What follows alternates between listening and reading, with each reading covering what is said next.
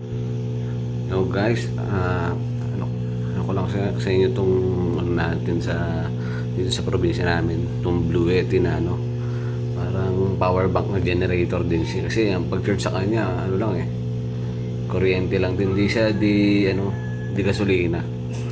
Ayan, ang mga pictures niya, ito may mga DC, siya, input, DC output niya dito. Tapos ito siya yung pwede mong pindot sa DC, AC. Pwede ka magsaksak.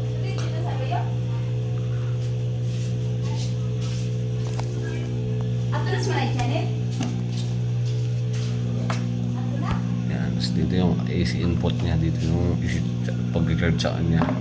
Meron na rin siyang fuse ata to, self protector. Mabigat siya may mga pan na rin siya. Tulad ngayon, brand out ngayon sa amin. Gumagana sa atin ngayon mga generator. So sasaksak na natin, try natin ito lang pag yan Ayan.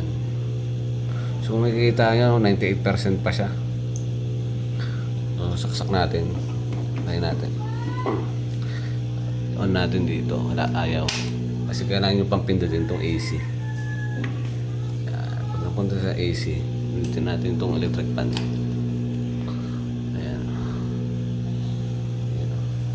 Yung output nyo, makain siya ng 62 watts 61 watts, bago pero matagal, buong halos kung electric pa lang gagamitin mo, halos 1 week mo itong magagamit.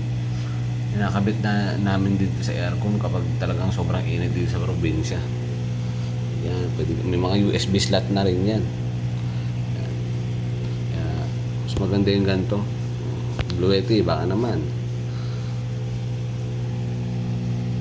okay ito talagang power bank. Kung sa power bank, ayan tapos kuman lang yan, saan ka pa,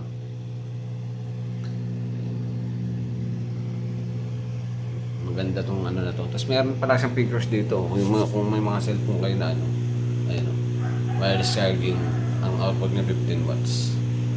May mga pictures sa cellphone na itatap nyo lang yan.